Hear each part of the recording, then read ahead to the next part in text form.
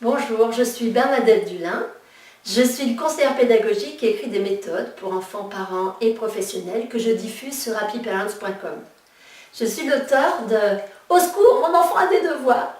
Comment l'aider sans cri, sans pleurs et sans reproche aux éditions Hugo. Ce livre est le fruit de 50 ans d'enseignement et de recherche pédagogique, du CP au brevet.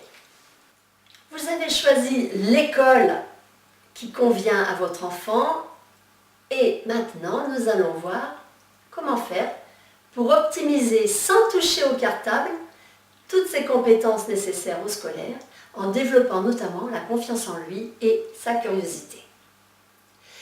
La première chose à faire, c'est jouer.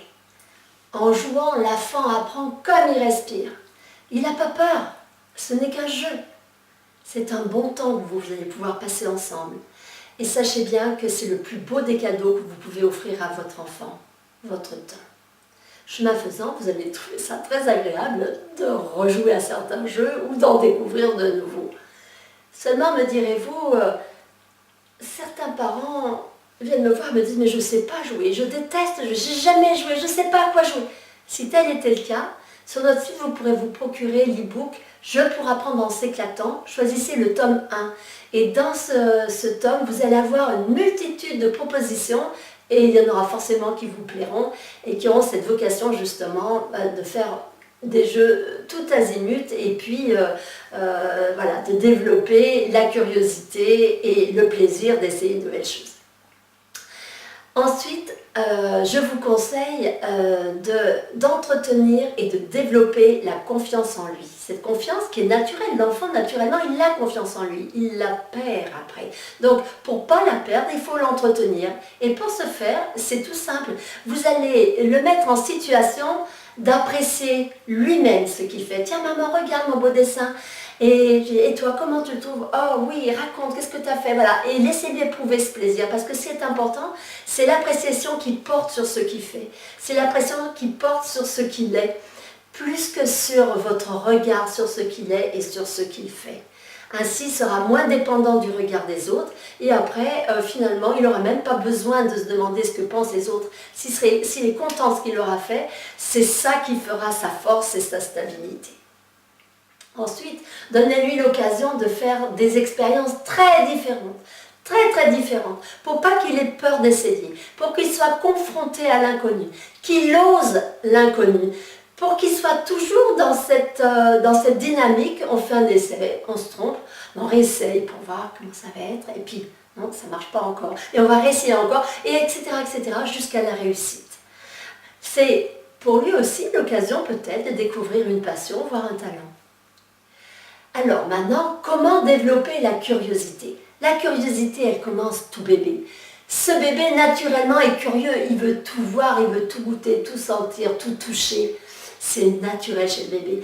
Allez, fournissez de la matière. Même dans le bain, apportez des éponges de taille, de couleurs, de formes différentes. Mettez-y des objets, des récipients, des gros, des petits, des moyens, des percées, des faisselles. Laissez-le transvaser. Amenez-le tout petit, à la médiathèque, j'y reviendrai. Il y a aussi les lieux de rencontre, comme les lieux pensés par Françoise Dolto, les maisons vertes. À Paris, vous en avez une qui est extraordinaire, Café Zoïde, qui vont proposer des espaces, notamment des espaces de motricité qui sont extraordinaires les jours de pluie, mais aussi des ateliers eau, qu'on n'a pas forcément envie de faire à la maison, des ateliers peinture. On va même vous livrer le petit tablier pour vous expérimenter, c'est fantastique. Dans les médiathèques, ils vont avoir l'heure du conte, où l'animatrice va avoir la petite marionnette et va raconter une histoire. Ne vous privez pas le soir de ce temps de lecture, l'histoire du soir. Où là, c'est un moment passion, c'est un moment tendresse, c'est un moment complice. Allez-y, faites-vous du plaisir. La lecture, c'est pas quelque chose d'intellectuel, c'est d'abord un ressenti, c'est un voyage et c'est une émotion, c'est ça qu'il faut faire découvrir. Les médiathèques sont des lieux extraordinaires pour ça, le personnel est très bien formé, les livres sont fantastiques, la littérature pour jeunesse aujourd'hui est d'une qualité extraordinaire et les illustrations sont magnifiques. Donc, il faut leur donner ce goût de la lecture. Troisième lieu pour développer la curiosité, les musées. Les musées scientifiques et les musées d'art Les musées maintenant ont fait peau neuve, ils sont attractifs, séduisants et proposent pratiquement tous des ateliers, soit pour les enfants directement, soit pour les adolescents, mais aussi pour les familles. Donc voilà encore une idée pour faire des choses avec ses enfants. Et vous êtes accompagné et vous allez vous mettre un temps en tant qu'apprenant, même niveau que vos enfants. Ça vous permet aussi de voir ce que ça fait. C'est pas mauvais parce qu'on oublie. Et puis je gardais pour la fin le plus beau des livres, c'est bien sûr la nature. Donc gardez du temps pour aller en nature avec les enfants. Vous allez voir combien ça va les apaiser, combien ça va les ressourcer. On a matière à s'émerveiller à chaque pas. Faites des cueillettes, les champignons, les marrons, les écorces, les feuilles, les fruits. Certains vous allez les manger, les autres vous allez faire des petits travaux manuels avec les écorces, les peintures. Vous pouvez même faire des petites aquarelles et que vous pourrez fixer avec de la poudre d'Alain. Vous allez pouvoir, les filles vont s'amuser, les garçons aussi, à faire des petites recettes, ils s'amusent avec les fruits qu'ils ramassent. Et puis alors il y a les traces laissées par les animaux. Ce monde animal, c'est le monde de l'enfance. Tiens, l'animal qui est passé par là, il y a une empreinte. Partez avec une boîte de camembert, un peu de plâtre et une bouteille d'eau. Vous allez faire des empreintes, puis à la maison, vous pourrez regarder, ou à la médiathèque, ou sur Internet, repérer les traces. Quel animal est passé par là? Et si c'est un jour où il fait sec, il n'y aura peut-être pas beaucoup d'empreintes, puisqu'il nous faut un peu d'humidité pour que l'animal laisse ses traces, mais vous allez peut-être trouver des crottes. Regardez les crottes, faites une petite photo avec votre appareil, et puis allez, pareil, grâce aux excréments, devinez quel animal est passé par là. N'oubliez pas de grimper aux arbres, de vous y installer, de vous y caler pour y rêver. N'oubliez pas d'y lire aussi, de jouer, bref. Si je devais résumer, vous voyez que c'est des choses toutes simples pour développer la confiance en soi et pour développer la curiosité.